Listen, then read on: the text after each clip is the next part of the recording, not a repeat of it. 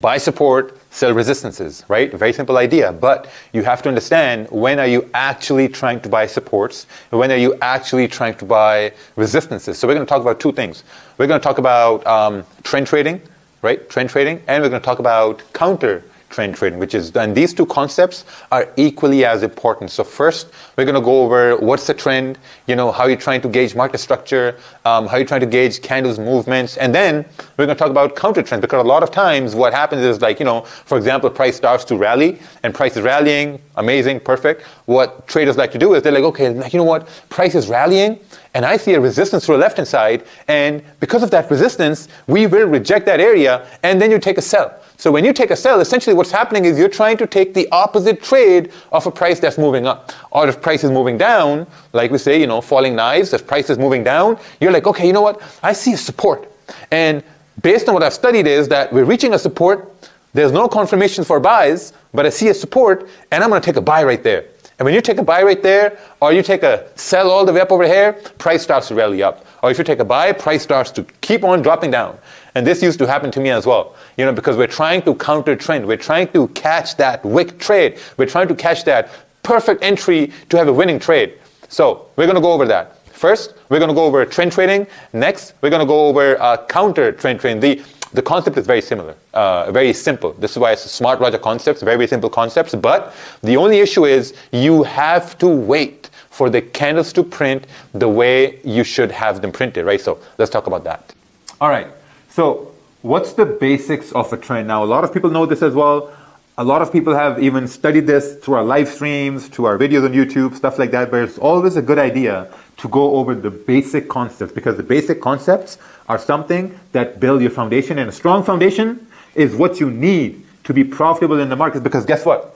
Markets are not complicated. Markets are just as complicated as you're going to make them. So we're going to go over that right now. So the basics of a trend is this: price moves up, we create a high, price comes down, we make a higher high, price comes down, we make a higher high, and so on and so forth, right? That's how price moves. Now, when we're taking a look at this from a candle's perspective, right? What happens? You have a candle that prints bullish. Now you want the next candle to move up. Next candle should respect the low of the previous candle right over here. So now we have a higher low and we have a higher high. Now the next candle has to respect the low of the previous candle and continue to push up. So this is the basic idea of price moving up, making higher lows and higher highs based only on candles. Now, we're going to go into trend trading. If I can find my magic eraser right here. Okay, found it.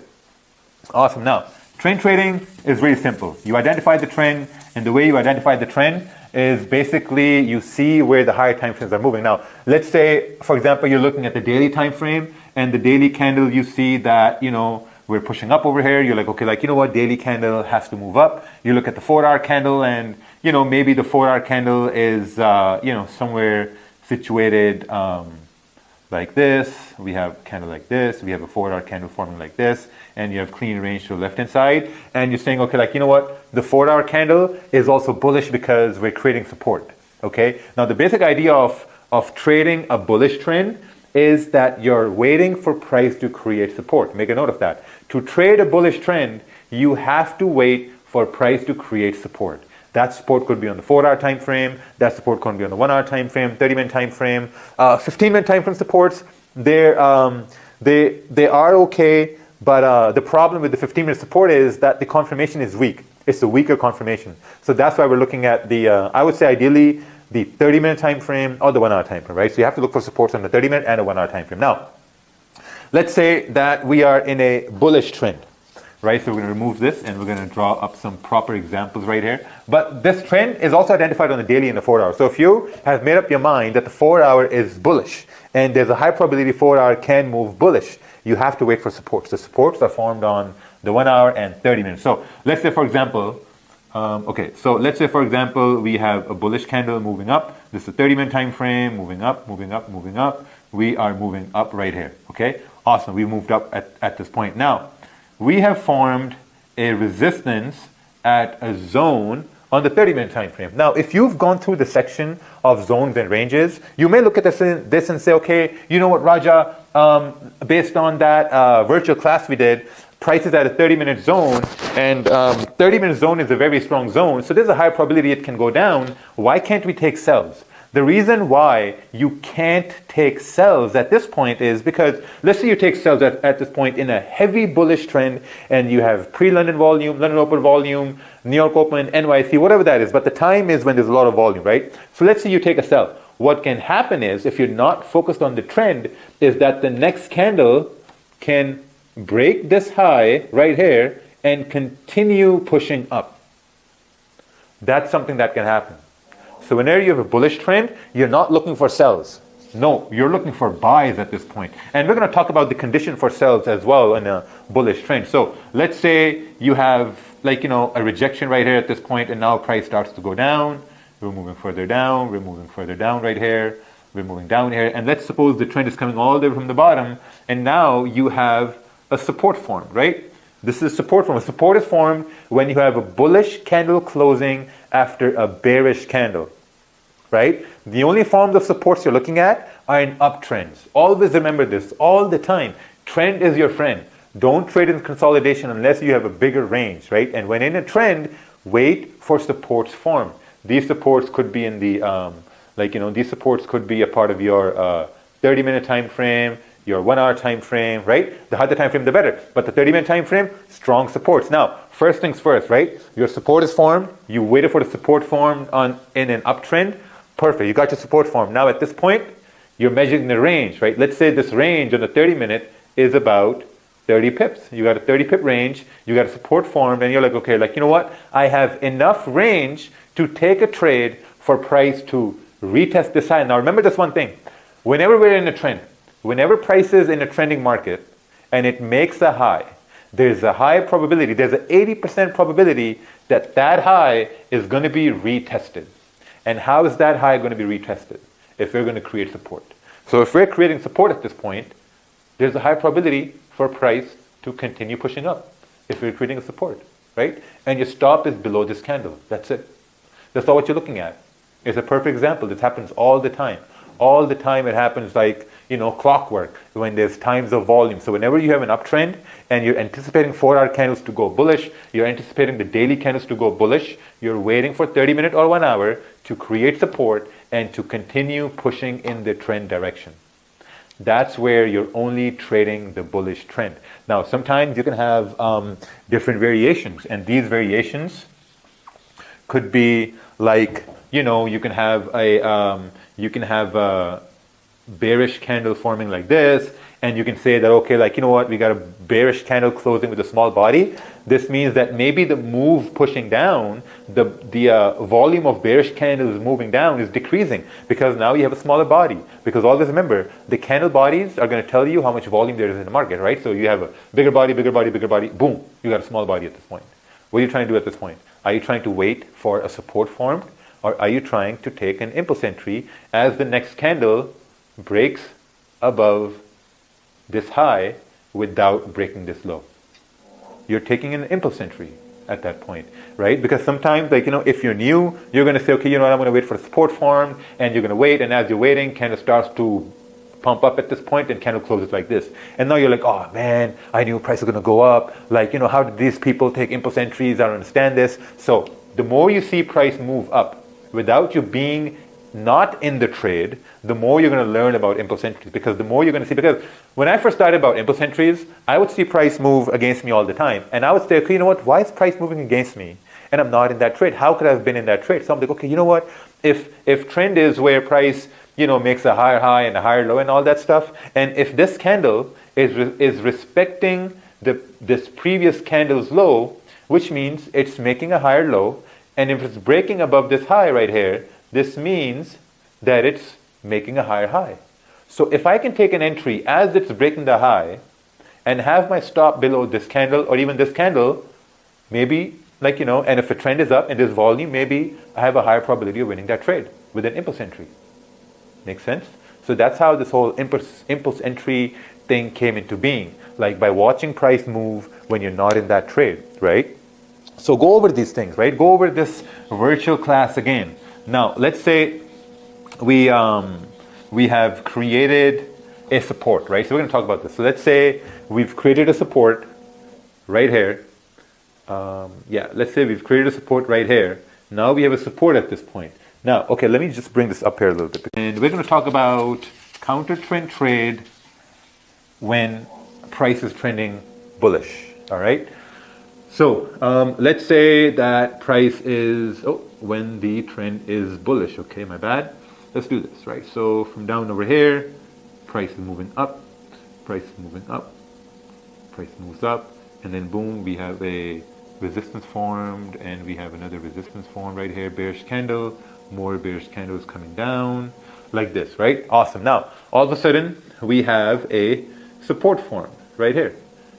Now, if you're trying to take sells in a bullish trend, again, you have to wait for support formed, right? Now we have a support form at this point. Now, if we think that the price can go down, you have to wait for price to break support, right? In essence, you have to wait to see whether you can get a bearish candle forming like this, closing below the support, because one candle closing bullish after bearish candle, boom, you got support form. Now, if you want price to go down, you have to wait for a candle to close below support in a bearish form, and now you can anticipate the next candle to continue pushing down like this. And in this case, we're going to wait for, an impulse entry to break this low and go down, because now we're going to say that, okay, even though the trend was bullish, we created support, and support meant that price would go up. But if the next candle didn't break the high right here, and it broke the low, closed below, maybe we can be fluid in the markets. That's what market fluidity is, right? Maybe we can be fluid in the markets, and we can identify that, okay, maybe we're not trying to go up now because now we've broken support. Maybe there's a high probability for price to go down. Okay, the more you see this happen, the better you're going to get at it. This is a perfect world example. There are also variations of these, right? There are a lot of variations of these. The candles can close with small bodies. The candles can close with, big bodies and stuff like that. So let's say you got a support right here, and you got a bearish candle that's closing like this, and then you can get another bearish candle that, closes like this. So then you can anticipate price to go down. And as we talked about impulse entries, you can go over that and zones and ranges, that if let's say this candle closes away from the support, what are you going to do? Are you going to take a sell, or are you going to wait for price to retrace? Because the further away we move from a zone, what happens? The further away we move from a zone, the higher the probability of price to retrace, to retest that zone, right? So you have to wait for price to print in a way that you can understand. So if we're closing like this, then you're like, okay, you know what? There's a high probability that price can go down. And always remember, there's a lower probability we can go right back up, So you're always trying to trade when there's a higher probability, for price to continue moving. Now, this was for uptrends. Now, obviously for downtrends, it's the opposite. So we're going to go over that now. So let's say, for example, you have candles pushing down. You got a bearish candle, you got another bearish candle right here, and then you have another bearish candle. People love when price moves down, right? We love when price moves down. And then we have another bearish candle starts to move down. Beautiful. We have a nice trend going on over here. 4 hour expecting to go down. Daily is expecting to go down. You're like, awesome, perfect. This works amazing. Now all of a sudden, you have a bullish candle forming right here. Boom, we got support form. In a downtrend, okay? Don't forget, this is a DT, downtrend. This is a downtrend. Now, whenever you have a downtrend, and if you're trying to take a buy at this point right here, and it's a very, very volatile pair, let's say it's gold or pound yen or whatever high volatile pair you trade, and it's a downtrend, there's a possibility that if you take a buy right here, the next candle, respecting this high, it can continue pushing down.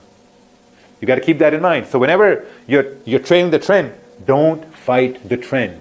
Wait for the trend to show you some signs, right? Because having good signs is a good form of trading. So now let's say you got a support form, next candle starts to move up, next candle starts to move up, and then we have, boom, we have a resistance form right over here.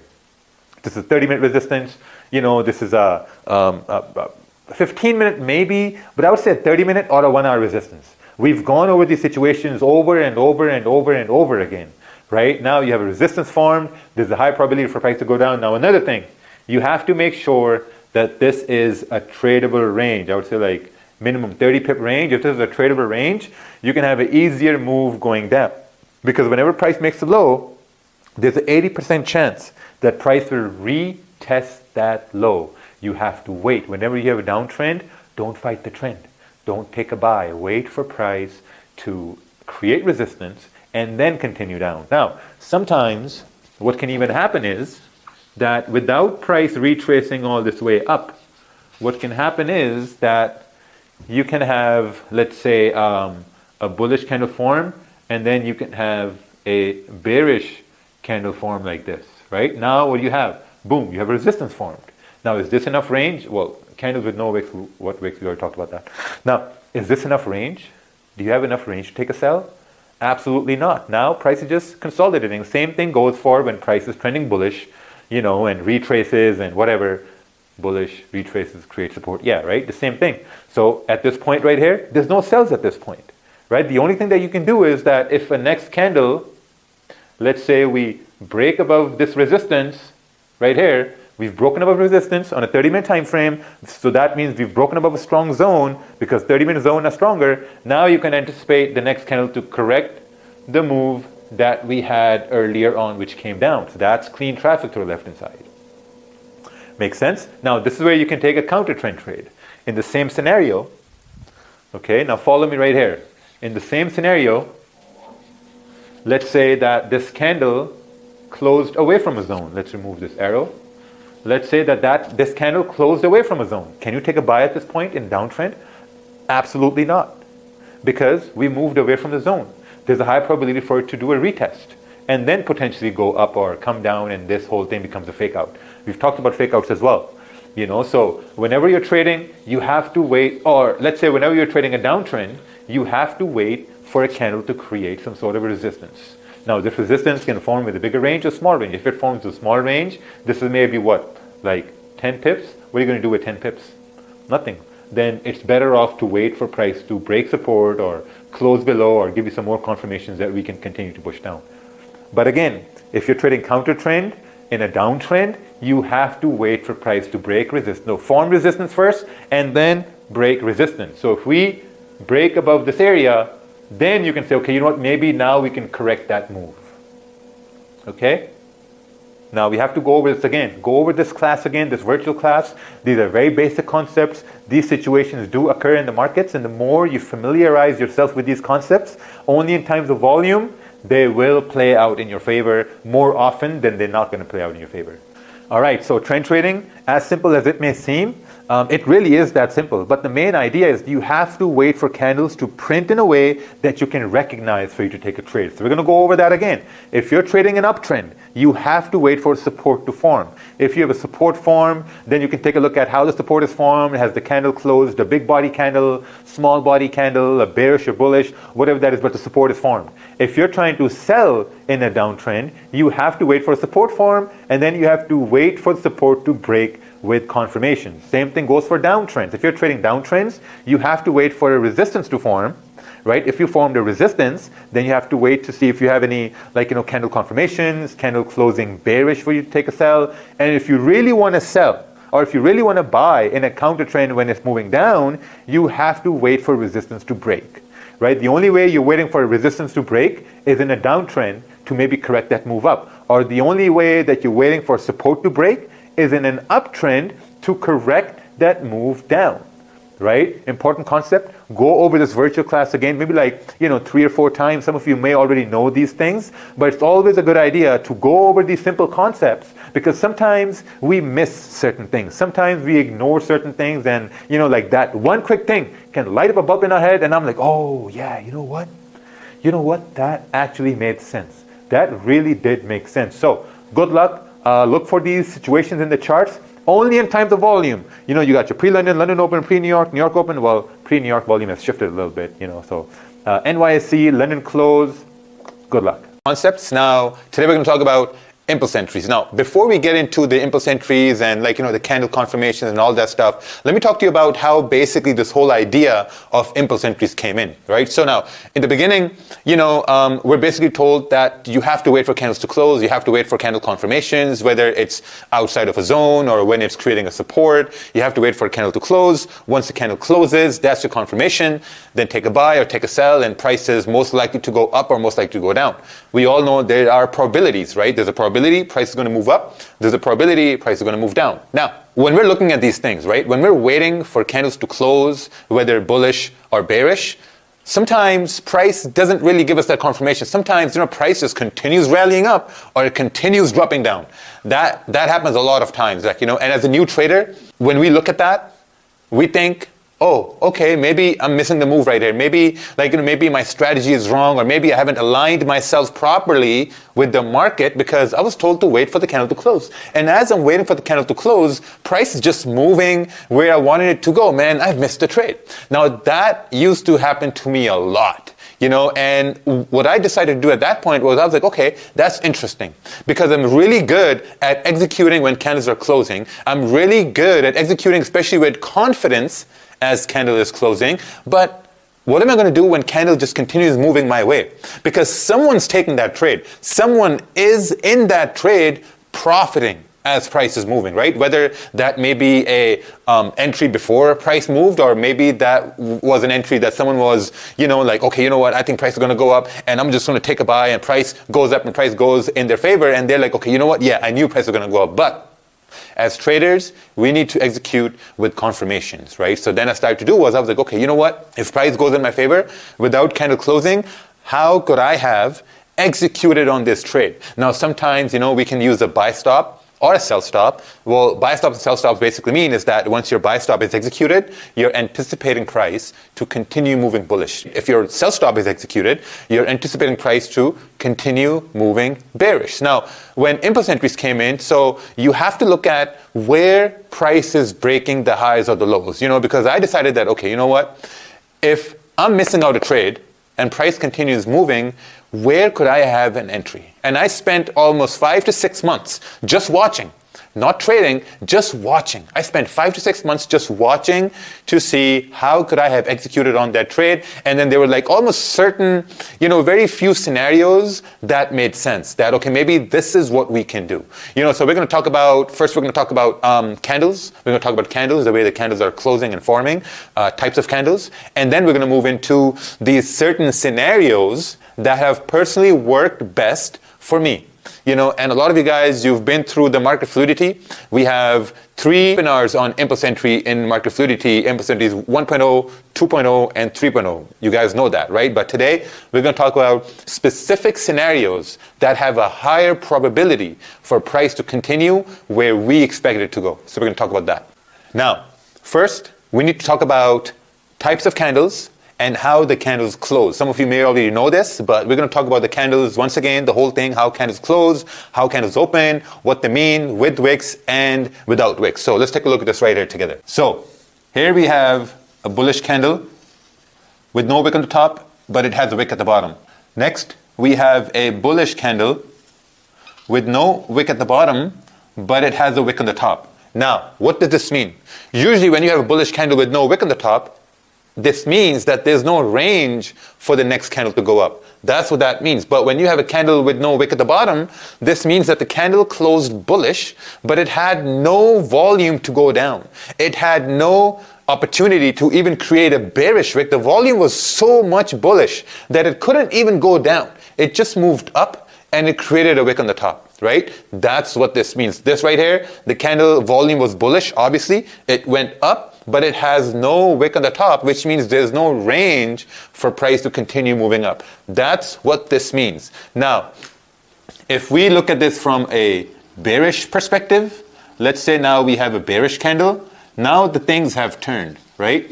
Now when we take a look at the first bearish candle, the first bearish candle means that there was no bullish volume. There was zero bullish volume. The price couldn't even make a top wick, and price came down, made a lower wick at this point. Next one, we have a bearish candle, but no wick at the bottom. This also means that there was a lot of volume for price to go down, but it didn't make a range. If it didn't make a range to the downside of a bearish candle, this means there's a 50-50 probability that price is going to continue pushing down, right? Get it? We talked about the bearish candles, and we talked about the bullish candles, candles having no wick on the top and candle having a wick on the top and the bottom at the same time. So now we're going to talk about the scenario that I execute on and a lot of other successful traders have executed on to make profound gains from the market, right? So now, let's talk about that.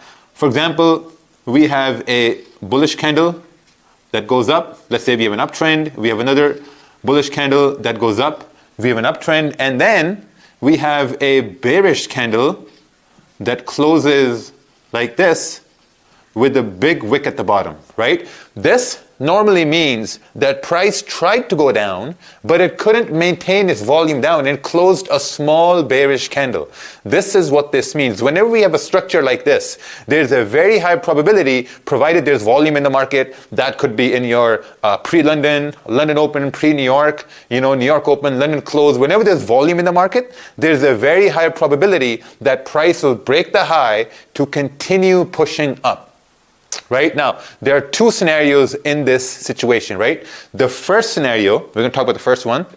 The first scenario is that when the new candle starts, right, and it starts to break the high of this bearish candle, once it starts to break the high right here, there's a very high probability it's going to continue pushing up, right? Now, in this case, your stop losses are going to be below the previous candle wick. And I'm going to tell you why. The reason why your stop loss is going to be below this previous candle is because this candle didn't make a lower wick to continue moving up. It didn't make a lower wick to continue to move up. So whenever you're taking an impulse entry with a candle that hasn't made a lower wick, there's a higher probability it can continue pushing back down, right? It has a high probability it can retrace and come down. So this is risky at this point. So when we talk about, okay, what's the probability of this candle continuing up versus you have a candle that made a lower wick first before going up. The candle that made a lower wick first has a higher probability it's going to continue moving to the top side. But if you have a candle that did not make a lower wick and start to go up, that has a lower probability to go up. It can still go up, but the probability of going up is a little bit lower. So when I take a look at a pattern like this, or when I take a look at, if the candles are closing in this way, when you have a bearish candle, I look at the wick to the bottom as having, let's say, a 90% chance that price is going to continue to push up. But if I see that a candle has no wick at the bottom, and it starts to break this high right here, I see that as maybe like a 70% chance that price is going to continue to push up. You see what I'm saying? So whenever you have a candle with a lower wick first, as it starts to break the high, I'm using my regular lot size. But if there's no lower wick, I'm using a smaller risk, a smaller lot size, because of the probability that it's going to go up, right? So you're keeping in mind the probability, you're keeping in mind the risk that, okay, what's the probability it's going to go up? And if there's a high probability, you're using your regular risk. If there's a lower probability, you're using a lower risk at that point. Now, let's talk about how are you anticipating the candles to form. Now, the basics of trends is that price, let's say, you have a candle, and trend is going bullish. You have a next candle, trend is going bullish. So a normal trend is that a candle is going to respect the low and it's going to break the high. So it's going to make a higher high and it's going to make a higher low, right? Very simple. That's the basics of a trend. So let's say if we are expecting price in this example to continue to push up. And let's say we have the perfect scenario, and trust me, man, these perfect scenarios, they always happen, they do happen, and people execute on these. Now, the perfect scenario is whenever you have a candle forming, even though this candle starts to go up, it shouldn't break the high of the previous candle. If it doesn't break the high of the previous candle, and it starts to make a lower wick, respecting this low, and once it starts to break the high of this bearish candle, then you can say, okay, you know what? This is a very high probability that price can continue to push up. Because number one, trend is bullish, right? Number two reason is because the previous candle is an exhaustion candle. An exhaustion candle is when the wick is bigger than the body. It's an exhaustion candle. And number three is that when the candle, new one, is breaking the high. Once it's breaking the high, you're like, okay, you know what? This is perfect. What I'm going to do is I'm going to take a sell impulse entry, and my stops are going to be below this current candle. And then price is going to continue pushing up. There's a 90% probability that this will continue to move up. I've executed on this a lot of times. Every time this happens, I'm like, okay, you know what? This is a higher probability for price to move, and let's execute on this. Now, second, right?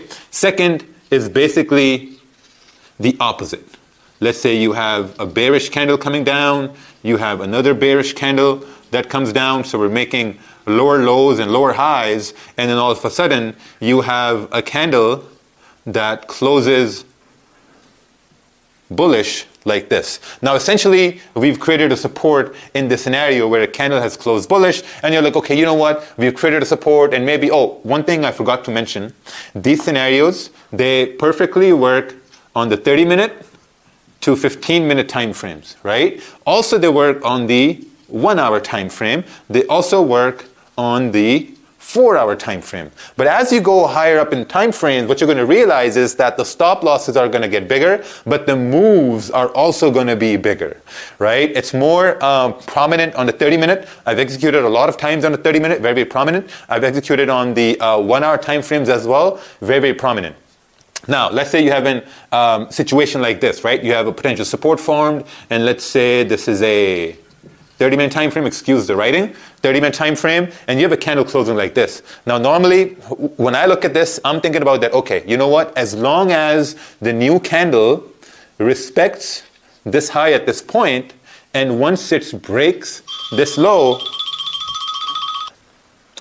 okay, now back to business, right? So now let's say if the new candle, it respects this high, but once it starts to break this low, this is going to be the perfect confirmation for price to continue pushing down, right? And in this scenario, it's going to be the same exact thing. Now, what you want the new candle to move up, but to respect this high, and as it starts to break the low of the previous candle, which is a bullish candle, this means the trend is being respected because we're making a lower high, and we have an opportunity for price to create a lower low, right? So when it starts to break the low, this goes in a sell mode, and then price continues to push down. This is the perfect opportunity for an impulse entry in this scenario as well. Now, important thing, when are we expecting this to happen? Normally, whenever you have a scenario like this of an impulse entry, normally with a higher probability, you're looking at the second half of the candle to break this low.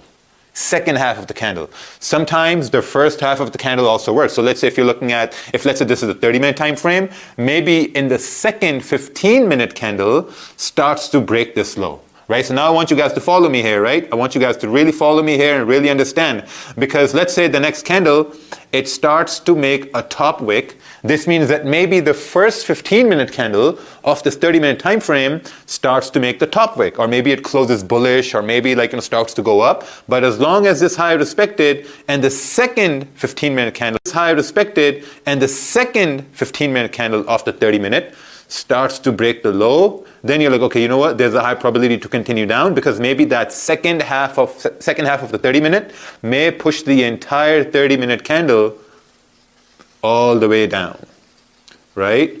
Or all the way bullish if we're looking at from a bullish perspective.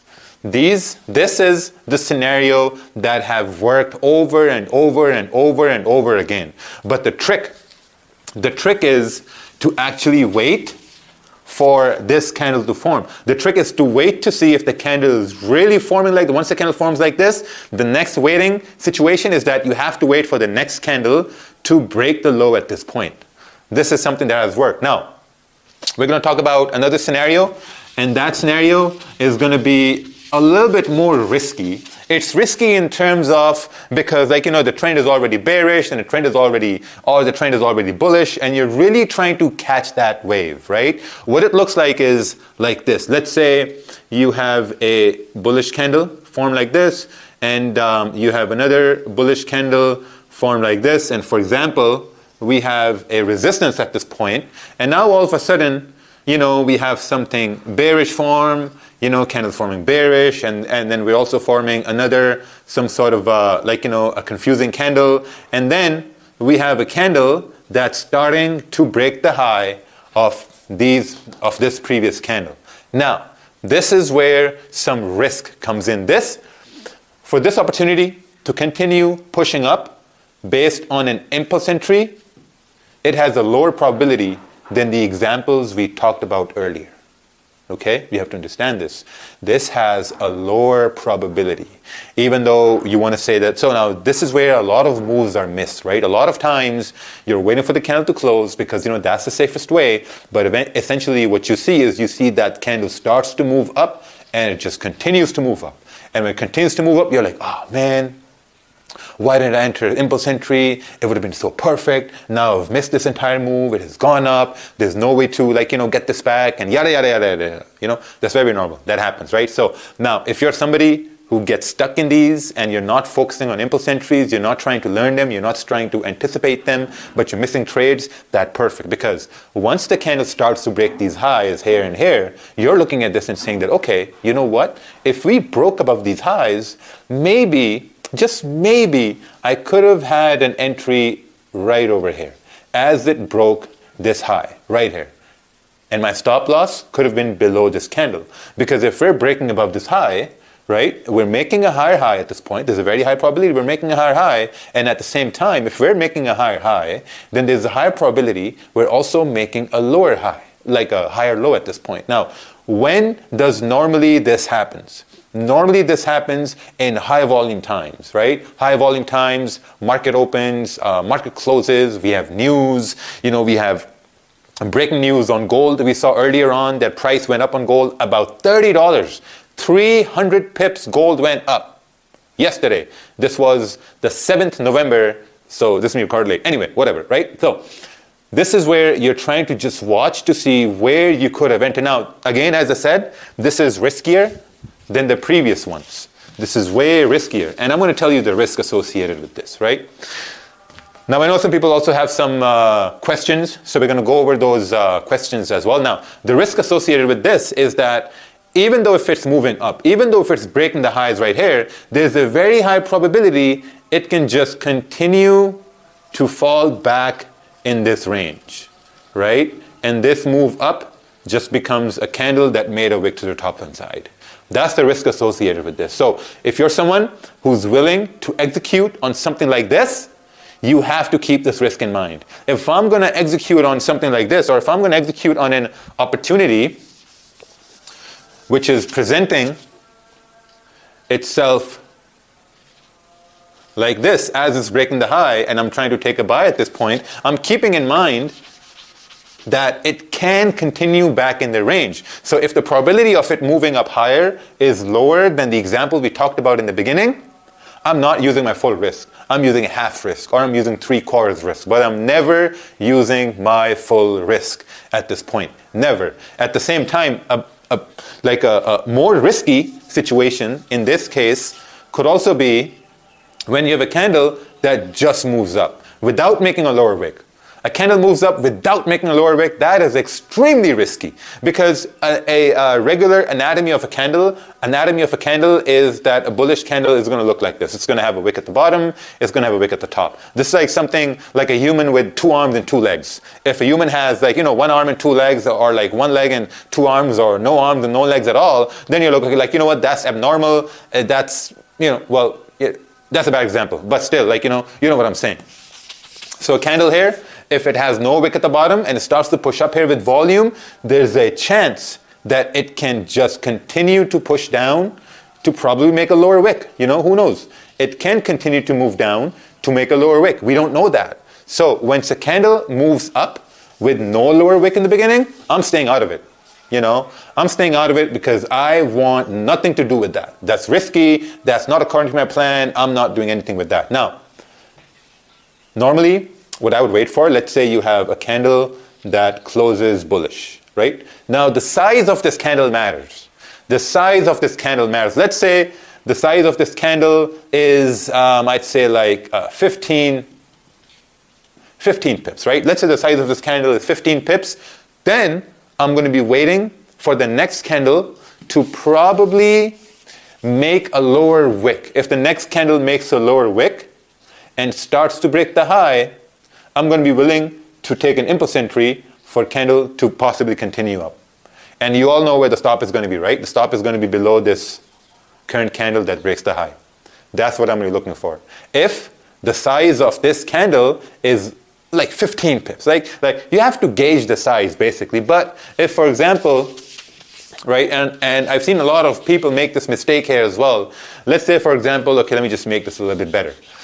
Let's say, for example, that the next candle is a big candle like this, right? And now the size of this candle becomes like, 30 pips, right? This is the size, it's 30 pips. It has a wick on the top. A lot of guys are going to do is they're going to say, okay, like, you know what? If the next candle, it makes a lower wick and breaks the high, right over here, I'm going to take a buy, impulse entry, because Raja thought this, and Raja says this, and this. No.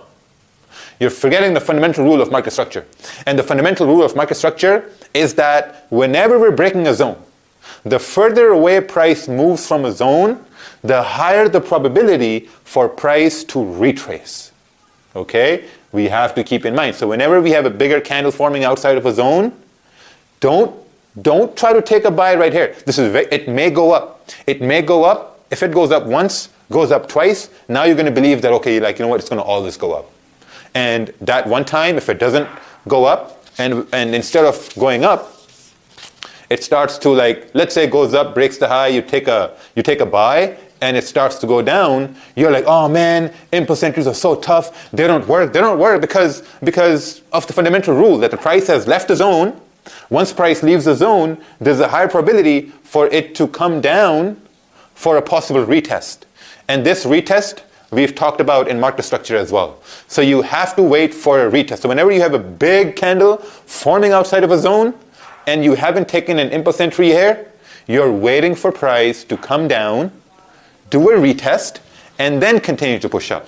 Now, this is where I start anticipating the first example to happen. Remember we talked about the first example? This is where I start anticipating the first example to happen. Let's say the next candle goes down, but it closes bearish like this. Now we all know what we're expecting. We all know the higher probability of the next candle. We all know how the next candle is going to form. Next candle, there's a higher probability to break this high and continue to move up, and that's your impulse entry right there. So whenever you have a candle that breaks outside of a zone and goes to a lot of pips, just wait for this scenario. That's all you got to do. Wait for this. Wait for something to print that you understand. Wait for something to print that you can look and say, okay, you know what? I understand this. I've seen this before, and I can execute on this with confidence. Right? That's what you're waiting for. Another thing. Now, all these things that we're talking about from a bullish perspective, and it's 100% accurate if price is forming a bearish structure for a bearish perspective as well. It's 100% the same thing right here. Now, if let's say we have a wick here to the left-hand side, right? We have a wick here to the left-hand side, and you have the perfect candle that's forming, and that candle, like, it has made a lower wick, and you're like, okay, you know what? We've made a lower wick, and once this candle starts to break the high of this candle, you're like, oh yeah, you know what? I'm going to take an impulse entry, and once I take an impulse entry, price is going to go up, I want to make pips, blah, blah, blah, blah, blah. No. What you're missing is that previously, this candle here was also bullish. It was also bullish, but for some reason, it got rejected. It got rejected and it came back in the range. So as this candle is breaking the high of the previous candle, there's a very high probability that it can move up, right? That it can move up, reject it, and make a wick like this. There's a very high probability that can happen. So you have to keep that in mind, right? What a better scenario would be for you to wait for a candle to close like this, to close in this area. What this will tell you is that previously we tried to break above this area, but we couldn't. The candle exhausted, went down in the range, rejected. But now we have this Robocop candle. I'm calling it a Robocop because something strong, right? We're calling it a Robocop candle. Was so strong that it closed outside of that range. So when we closed outside of that range, and this is like, 15 pips, not that big of a candle, and the next candle wicks down and breaks above this high, there's a high probability we're going to go up.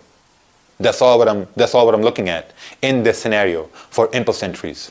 Okay, so these examples, now watch over this virtual class again. You have to go over this again, and always keep specific, very specific formations in your mind. And they do happen, and when they happen and you execute on them, it's a beautiful thing.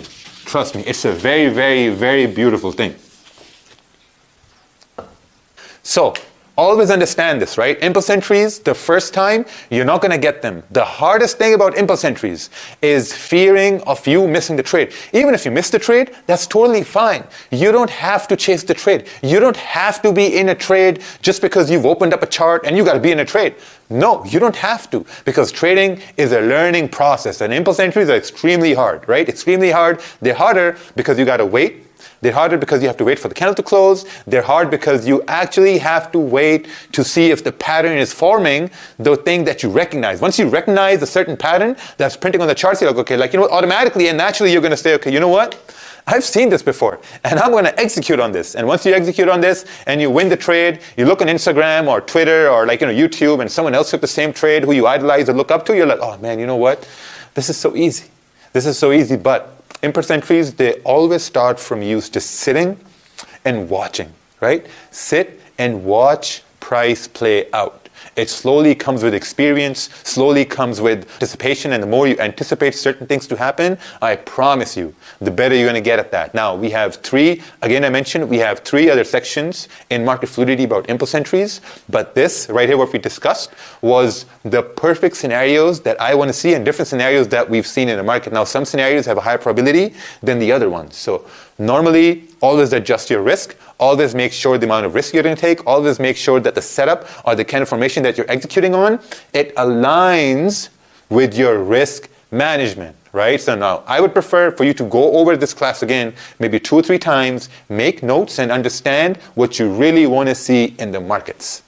Take care. In terms of technical analysis, but it's more complicated when you're trying to manage your own emotions and your own psychology when it comes towards really executing these ideas. Now, this is called how to give your trades a second chance. So whenever we're talking about how to give our trade a second chance, the main concept here is that you have to keep your bias the same, right? The first step is to always keep your bias the same. Now a lot of times what traders would like to do is they would say that, okay, I'm going to take a buy at this position, and they take a buy and price does this, weird liquidity grab, but it retraces more than you anticipated for it to retrace, and it hits your stop. Once it hits your stop, you're like, okay, you know what? I had a buy at this point. It hit my stop loss.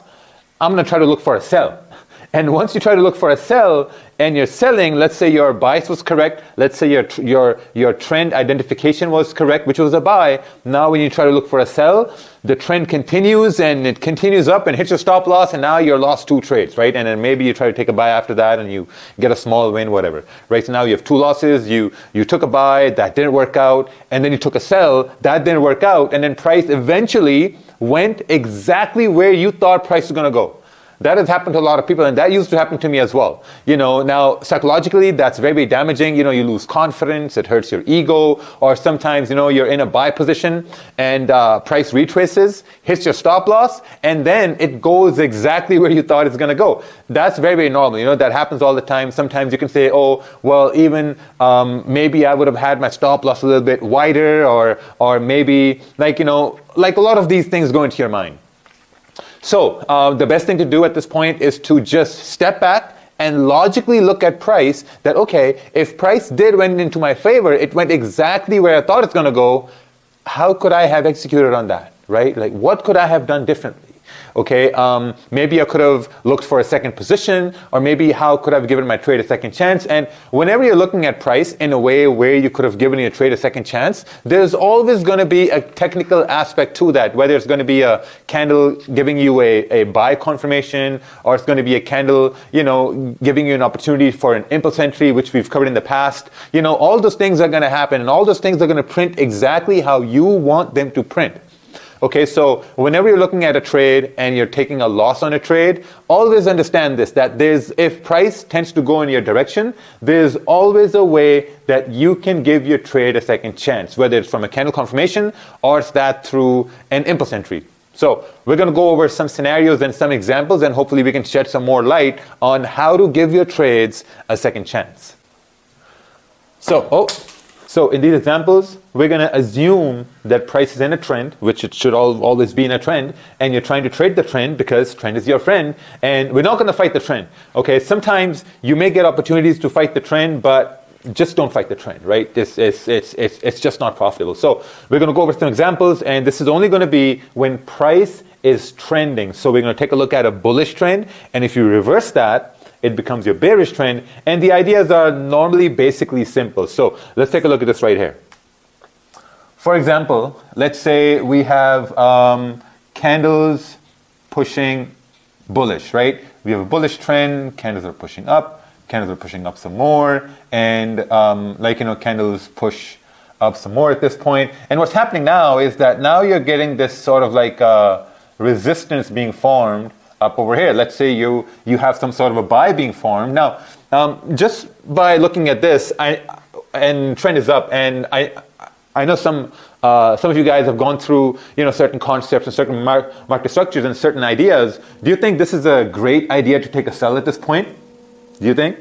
I don't think so. This is not a great idea to take a sell at this point, because for you to take a sell, so now this is basically all side note, right? For you to take a sell in a bullish trend, you want price to basically come down right here, maybe whatever, and then you want price to create some sort of a support if you want to take a sell. This is side note. This is not related to this section where we're doing whatever.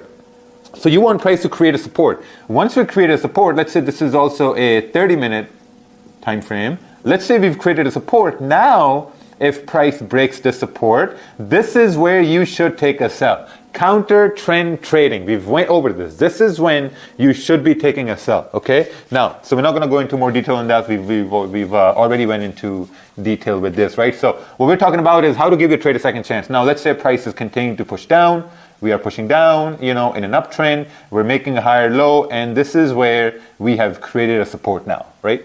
We've created a support, and price is pushing up. And let's say, for example, this is a 40 pip range. You have a 40 pip range, and you're saying that, okay, you know what, there's a high probability for price to go up, and you're looking at some sort of a confirmation, and this is your confirmation where the candle has closed bullish. Let's make this a little bit smaller, right? Candle has closed bullish, everything aligns in your favor, 30-minute time frame, bullish trend, support formed, higher low formed, and there's a high probability for price to continue to push up, right? And that's where you're executing your perfect buy. Now, for example, let's say that price does not do what you anticipated it to do, and instead of moving up, let's say price wicked down, it broke above this high. Let me remove this. It broke above this previous high, and then price started to continue pushing down, right? And we formed a bearish candle at this point.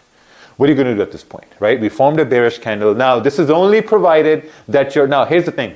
Whenever you're looking for a buy or a sell, you're keeping the same bias. I cannot stress this enough. You're always keeping the same bias. If you're looking for a sell, you have a selling bias only if price is trending bullish, right? If price is trending bullish and you're only looking for a counter trend sell, you're waiting for the support to break and then you're taking a sell, right? If price is trending, let's say bearish, then you're looking for sells or whatever. But if price is trending bullish and you're only looking for buys, you're only looking for buys. Never change your bias for anything. Never. This is the core value of trading right here. Never change your bias. Changing bias is only left for experienced traders who've seen certain things happen over and over again. So never, ever, ever change your bias. This is the pro tip right here. Never change your bias. Now, let's say, for example, you took a buy and you took a loss at this point and candle closed like this, right? Now you're like, oh man, you know what? I expected price to go up. It didn't go up. Like, what should I do now? The best thing to do at this point is to just wait to see if you have another buying opportunity, how to give your trade a second chance. Now, this may for some look like, oh, we can go down, blah, blah, blah. But let's say, for example, if we do go down, we go down, and your bias was bullish, so your buying opportunity never came, so you ended the trade in a loss. Now, let's say, for example, you were able to manage risk, so you didn't lose the whole percentage, you lost a portion of that risk, and that's it, right? Loss is a part of the game, you managed your risk, you lost less than what you anticipated to lose, perfect, day closed, awesome, right? Now, for example, instead of moving down, we have a candle that goes bullish. Now, this is very, very, very important. let's say you have a candle that goes bullish. Now, there are two scenarios, right? There are two scenarios that this happens. Now, if we focus on just this idea right here, don't you think that we have a bullish candle and then we have a bearish candle right here? So we have a resistance form. Now, note this down. If a candle closes bullish, but it's still below this resistance that we formed, this is not a good opportunity to buy, because we're still under this resistance. Now, there are different scenarios that we're going to go over, right? So we have to keep making notes, right? If this is a resistance, we're closing below this resistance, this is not a good opportunity to take a buy. The best opportunity to take a buy would be, number one, if this candle closes above this resistance, and now you can give your trade a second chance. Now you can give your buy a second chance, anticipating the next candle to wick down and to continue pushing up, right? Okay, so over here we have some confirmations. The first confirmation is that you have a bullish trend. The second confirmation is that we have formed support. The third confirmation is that the candle is closing above this resistance, which is now giving you enough probability for price to continue moving up. Now, another thing, side note. When are big moves supposed to happen? When can you expect big moves to happen? Can anyone answer that to me? Can anyone? There's no one here, it's only me.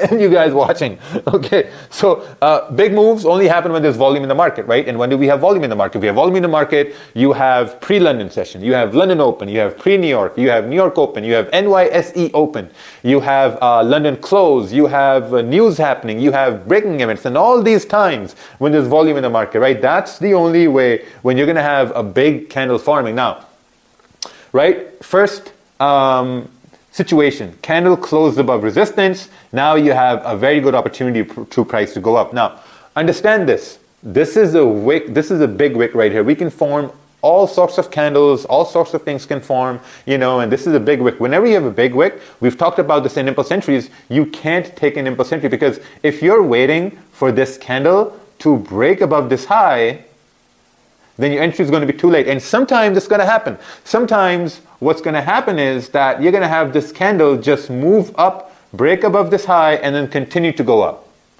Okay? Now, was there an opportunity over here for you to give your trade a second chance? Your trade has to make sense, right? Logically, market structure, the way the candles are printing, they have to make sense. It's not all the time that you're going to have an opportunity to give your trade a second chance. It's not going to happen all the time. Sometimes it's going to happen. Well, I would say most times it's going to happen. I'd say maybe, the probability, maybe 80% of the time, you're going to have an option to give your trade a second chance. The 20% of the time, you're not going to have an opportunity to give your trade a second chance. So this is when you're going to not have an opportunity to give your trade a second chance, because as we mentioned earlier, if this is a 40 pip range and now price has broken above this area, is this a good idea to take a buy at this point? Right? What did we learn in the previous sections? Is this a good idea when price is in the middle of a range? It's not. A better idea would be for price to maybe be closer to this zone so that there's a high probability for it to continue pushing up. This is a situation where it may not work, and I really hope you guys are taking notes. Okay? Now, for example, let's say this wick right here, it was this big. It wasn't that big of a wick. It was this big wick, and if the next candle starts to break above this high to the left-hand side, you can take an impulse entry. Because if we're now breaking above this high, we learned in impulse entries that this is now a really good probability for price to continue pushing up. Okay? This is a really good probability for price to continue pushing up. This is where you can give your trade a second chance. Second chance is that you give the first chance right here. After this confirmation, didn't work, you got stopped out, and now you're waiting for price to break above this high, and now you're giving your trade a second chance. Now, when you're talking about risk, let's say you're only giving your trade a second chance if you still have risk left in your day. That's why managing risk is really, really, really important. Let's say your total risk for the day was 2% and you took a trade right here. Let's say you put like 1% risk there and you manage risk. Instead of losing 1%, you lost 0.8%. So you still have 1.2% 1.2% risk left. And now you're using, now it's up to you whether you want to use the full 1.2% risk or you want to use, let's say 1%, 0.5, whatever. That's totally up to you. But in essence, this is where you're giving a trade a second chance. And this also means that you're taking a second trade. Essentially, it's just a second trade. You know, your first try didn't work out, so now you waited for your second confirmation to show up and you tried to give your trade a second chance. Okay? This only happens when price is trending. This only happens when there's volume in the market, right? So there are different situations, there are different ways that the candles can print and can give you these ideas that this may work in your favor.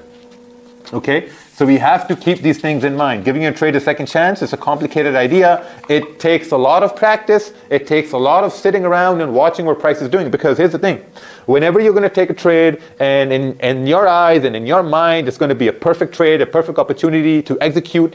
And if price doesn't work that way, all these emotions come in. All these emotions, they're thinking that, oh man, shit, I took a losing trade. Let me take a sell. Let me take a sell over here and win this trade because it's going down. No, keep the bias the same. Just relax, calm down. And the first way to calm down is to manage risk. If you know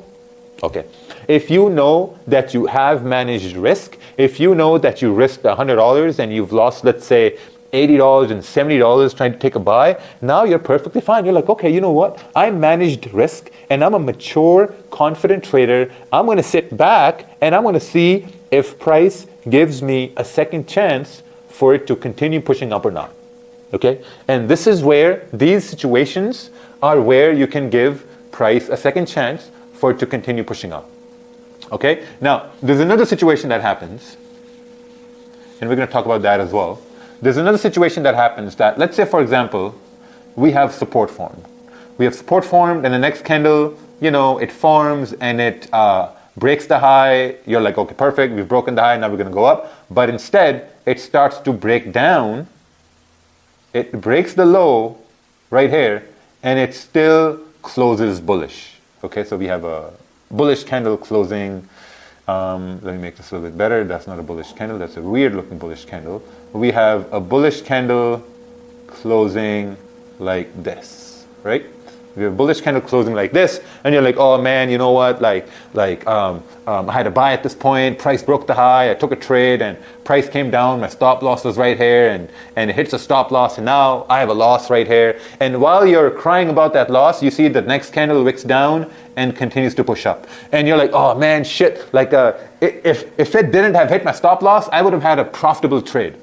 Now, just at this moment, a lot of you guys are thinking the same thing that I'm thinking. That okay. If you took a loss right here, and if you managed risk, and also remember, there's always a probability you're going to be able to manage risk. You're not going to be able to manage risk all the time. You're going to be able to manage the risk most of the time, and sometimes you're going to take the full risk on the chin, and that's totally fine to solve our probabilities. Now, you're thinking at this point is that, okay, maybe if this candle broke above this high, we could have taken an impulse entry and given that trade a second chance.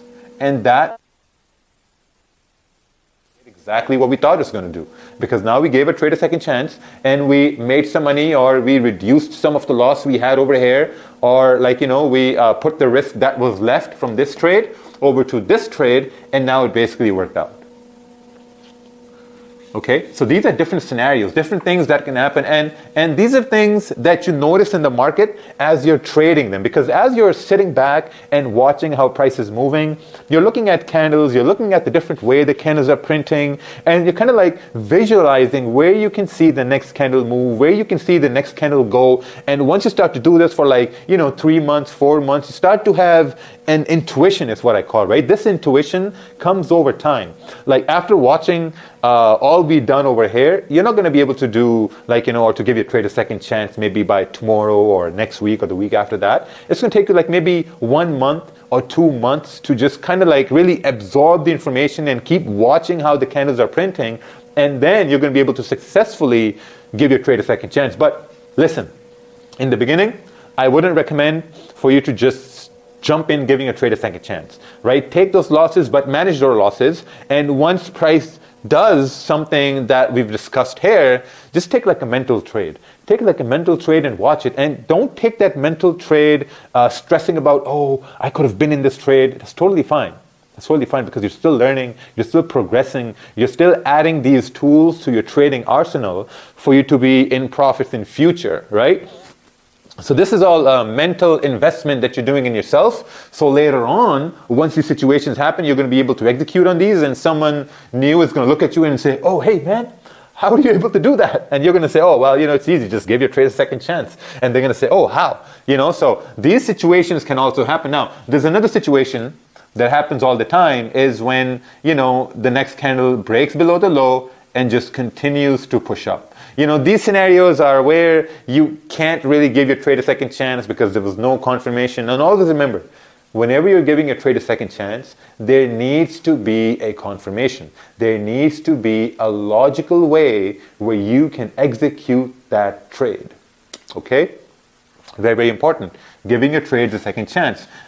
And also rewatch this, right? The rules were you have to have the same bias. Don't change your bias. Changing your bias is going to be very, very risky. It's going to be detrimental to your mental health. It's going to be detrimental to your trading psychology as well. Never change your bias. I have a lot of people who can successfully give their trades a second chance. So there are different scenarios that we discussed over here.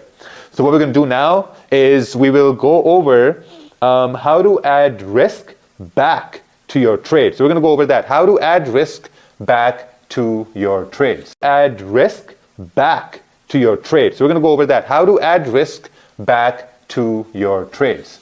Let's take a look at this right here. Now, this basically fits in perfectly with giving your trade a second chance. So we're going to talk about that. How to add risk back. Now, whenever we're talking about how to add risk back, it's basically after we've basically managed risk, and when price starts to go back in our favor, that's when we're saying that, okay, we're going to add risk back to the trade now. So let's take a look at this.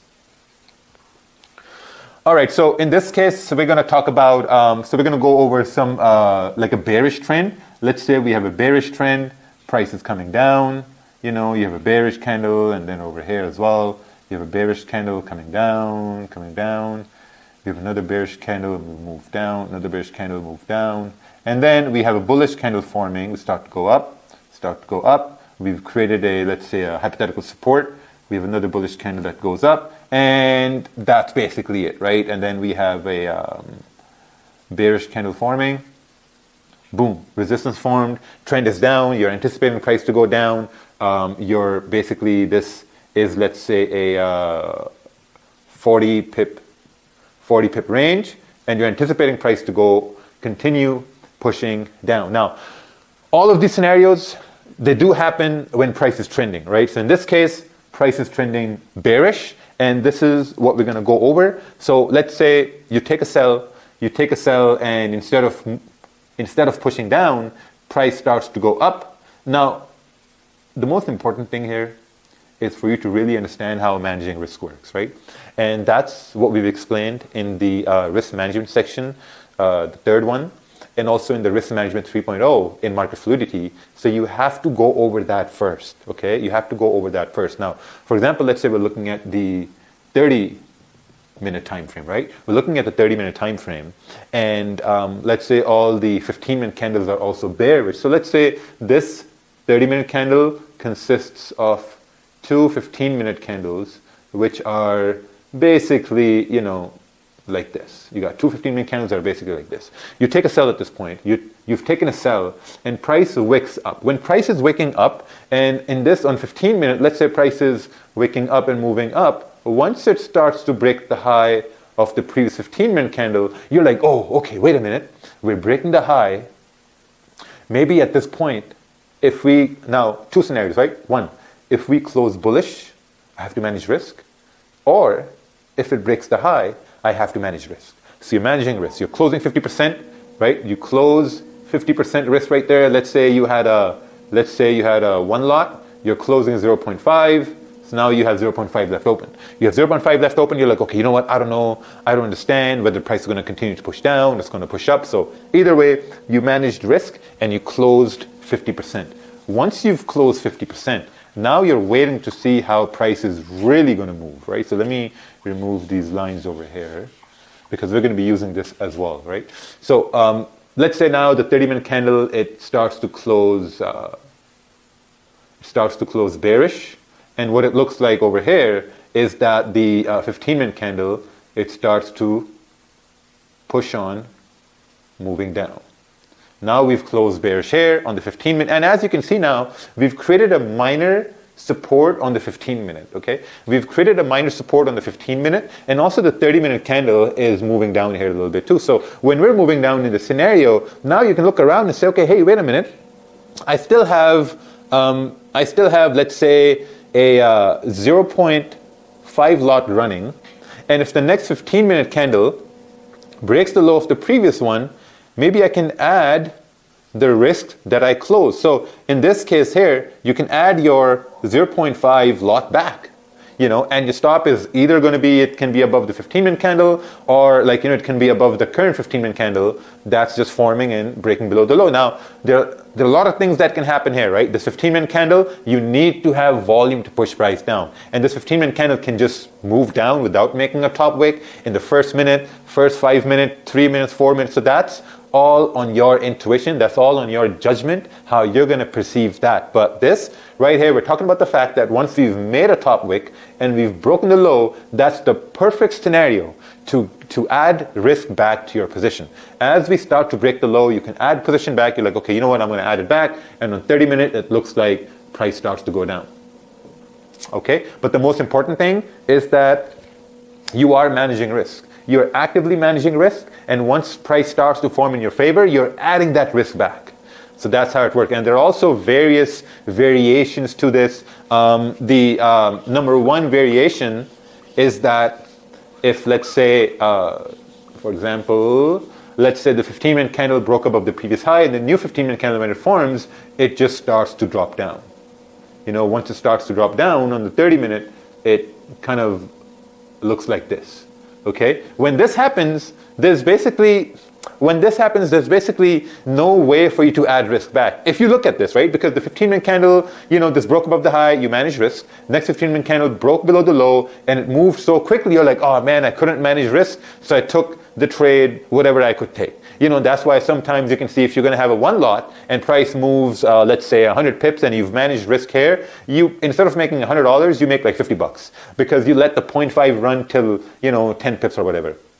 But some people are more advanced. Some people are more, experienced. So what they're going to do is they're going to say, okay, you know what? If the 15-minute candle is breaking below this low, and 15-minute candle breaking below this low also means that the 30-minute is breaking below its own low as it starts to go down.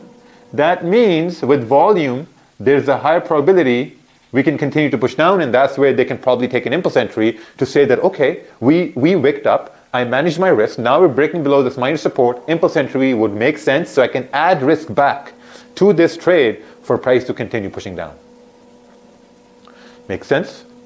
So you have to re-watch this again. You have to go over this. You have to look at examples. The best thing to do is to look at all the losses you've had in the past, all the losses, and look at those trades and then really ask yourself that, okay, if I took a loss in this scenario, where could I have given my trade a second chance? What could I have done differently so I could have given my trade a second chance? Or there are also multiple scenarios where you managed risk and price still went in your favor. Now, sometimes people over-manage risk, right? Over-managing risk is that you're going to basically close 50% right here, and then next time it goes up, you're going to close another 50%, another 50%, and before you know it, you only have like 10% running, and 10% that runs, that profit sometimes isn't enough to cover the loss you had closing in negative, okay? So over managing risk, don't do that. If you're going to over manage risk, do it only twice. Close 50% once, then close 50% twice. That's it. Don't close more than 2 times. Because if price is going to go in your favor, it's going to go in your favor after that one time you manage risk. If it's going to go in your favor. If you manage risk the second time and it still doesn't go in your favor, just close the whole position. There's no need for that. Because if price then goes in your favor later on, you can give your trade a second chance. Make sense? Right? It's all logic. So, go over this virtual class right here. Go over these classes. There are different scenarios that happen. And also remember, adding risk back to the trade and giving your trade a second chance. They go hand in hand. They are very, very similar. They're very, very similar ideas. Giving your trade a second chance and adding risk back to the trade. They are very similar ideas, and you have to wait for candles to print exactly how you want to see them printed. Now, for example, some things can also happen like this. Let's take a look at this right here together. sometimes what can happen is that, candle is closing bearish, and you're like, okay, candle closing bearish, I'm going to take a sell over here. You take a sell here, and what happens is that next candle, it breaks above the high of the previous candle, right? You get stopped out, and then a candle forms like this, a weak bullish candle. A candle forms like this after you get stopped out. After you got stopped out, and we're still in a bearish trend, and we're still closing below this resistance. Remember, this is a resistance, right? If we're closing below this area, now you know what's the high probability. The high probability is if the next candle wicks up, and it breaks below the low of this candle, we all know what's going to happen. There's a high probability with volume we can continue to push down. And that's where you can give your trade a second chance as well. Right? Impulse entry. Most of the time, impulse entries are great to give your trade a second chance, adding risk back to the trade, and so on and so forth. Okay, but the main thing is you have to wait for candles to print exactly how you want them to print. That's very, very important because you have to see the exact scenario and then you have to execute on this. Because remember, guys, you're trading with money, and this is real money. You can't play around with your money. You have to wait for candles to print exactly how you want them to print. Sometimes, we can look at the candle and say, I have a feeling it's going to move a certain way. Or I have a feeling it can go in a certain direction. So let me just take that trade. Low risk trade, but let me take that trade. But once that trade doesn't work out, your ego's hurt, your confidence is hurt, and things basically go downhill psychologically from that point. So you have to always wait for candles to print exactly how you want them to print. All right, again, remember, giving a trade a second chance and adding risk back to the trade, they go hand in hand. They work together, okay? Whenever you take a loss or whenever you manage risk and you're like, okay, you know what, I've managed risk, now I'm ready to, accept the risk that I've taken in the beginning, and the price doesn't stop you out and starts to go in your favor, you're looking at different scenarios to see that, okay, does this make sense where I can give my trade a second chance? Because remember, it has to make sense, right? Whenever you're giving a trade a second chance or whenever you're adding risk back to the trade or a potential move, it needs to make sense from a technical perspective. Also from market structure, it has to form in a way that you recognize that it does work. Now, again, as I mentioned, it does take time. It's not going to happen overnight. You're not going to get really good at it maybe in the next week. Man, I'm not even perfect at it. I'm still sometimes, when price goes in my favor, I'm still kind of hesitant to maybe give it a second chance, but I still do. Most times when I still do, it does go in my favor. Sometimes it doesn't. That's a probability of trading. So you have to give it a chance. You have to just watch how price moves. Whenever you take a loss, step back, relax. If you managed risk, be happy about it, because a managed risk trade is a winning trade because you lost less than what you planned on losing. Now, go over these things, go over the section again, and look at your losses. Look at the trades where you closed early. Now, sometimes guys ask, hey man, listen, I closed my trade early. What could I have done? And the answer is very, very simple. Whenever you think you should be closing your trade early, close, let's say 90%, or close like 50%, whatever, right? We've discussed that as well. So take care, everyone. Go over this section and always go over your losses. And you're going to be surprised how many things you can find in them. Take care.